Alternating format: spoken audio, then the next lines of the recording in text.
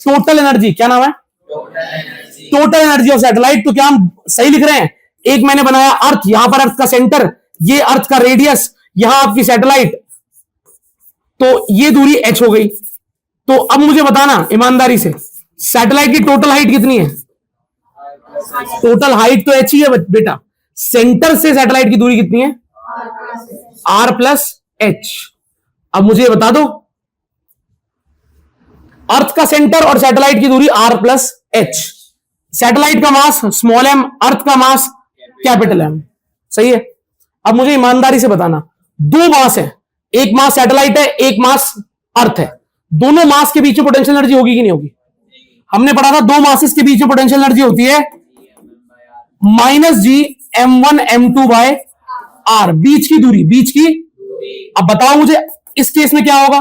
-g अर्थ का मास, satellite का mass upon r लू, h लू या r प्लस h लू? क्यों? सेंटर से सेंटर होती है दूरी। बहुत बढ़िया। तो यहां पर आ जाएगा दोनों मास के बीच की दूरी r प्लस h। तो ये आ गई सैटेलाइट की कौन सी एनर्जी? Potential energy. अब इसे डेरिवेशन बोले तो बोले, डेरिवेशन तो नहीं है, फॉर्मूला लिखा है। हाँ अच्छा। और मैंने आपको बताया था इस r प्लस h को कई किताबों में स्मॉल r भी लेते हैं, तो ऐसे घबराना मत अगर किसी किताब में ऐसा लिखा हो -g m upon small r, वो r प्लस h को स्मॉल r मान रहे हैं। ठीक है। अच्छा अब बताओ काइनेटिक एनर्जी क्या होगी? सैटेलाइट की काइनेटिक एनर्जी हाफ सैटेलाइट का मास इंटू सैटेलाइट की स्पीड का। एक बात बताओ, सैटेलाइट कितनी स्पीड से चलती है? क्या सैटेलाइट की स्पीड को हम वीओ कहते हैं? तो ये हाफ m वीओ का होल स्क्वायर होगा। और मैंने अभी थोड़ी देर पहले आपको बताया था कि वीओ का फॉर्मूला होता है √gm by r plus h। नहीं याद आया? श्योर? मुझे सैटेलाइट की स्पीड तो पता ही है, तो सैटेलाइट का हाफ m स्क्वायर तो मैं निकाल लूंगा। अगला स्टेप जल्दी बताओ। Kinetic energy is equal to 1/2 m VO की वैल्यू r प्लस h का क्या जानते हो? होल स्क्वायर से रूट कट जाएगा, तो काइनेटिक एनर्जी ऑफ सैटेलाइट क्या बचेगी? gm बाय, सही है। तो क्या मैं इसे लिख सकता हूं? g पहले लिख दूं, सबसे पहले g, तो ये फॉर्मूला बन जाएगा g capital M small m, ऐसे ही है ना? g capital M small m upon 2r plus h।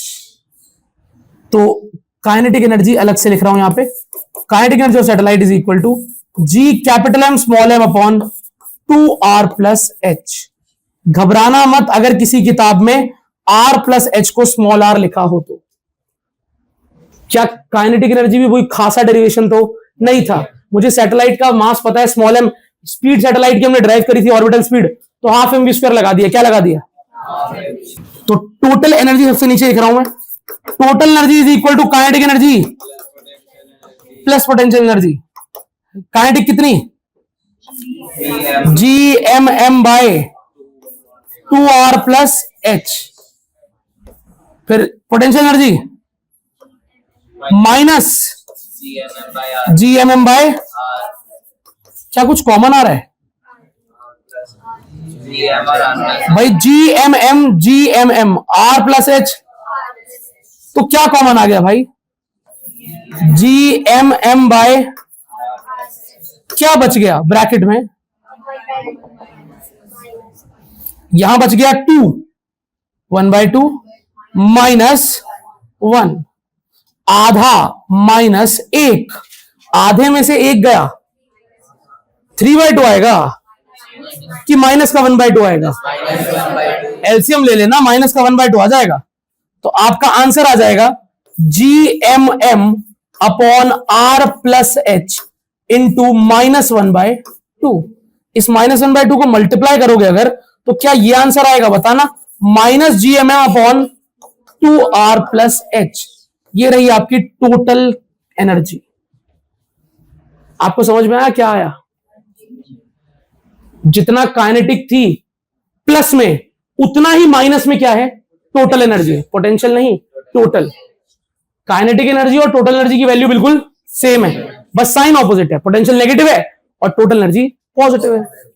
Kinetic positive है और टोटल एनर्जी नेगेटिव है। समझ रहे हो? पोटेंशियल भी नेगेटिव, टोटल भी नेगेटिव, पोटेंशियल भी नेगेटिव, बस काइनेटिक एनर्जी, यानी कि जो सैटेलाइट घूमती है उसके पास दो एनर्जी होती है, एक पोटेंशियल और एक काइनेटिक। कितनी होती है? बोलो। काइनेटिक पॉजिटिव होती है। क्या होती है? पोटेंशियल इसकी डबल होती है, पोटेंशियल इसकी लेकिन नेगेटिव, लेकिन तो इतनी सी पॉजिटिव और इतना बड़ा नेगेटिव को ऐड करोगे तो आंसर नेगेटिव आएगा, पॉजिटिव आएगा? नेगेटिव ही आ रहा है।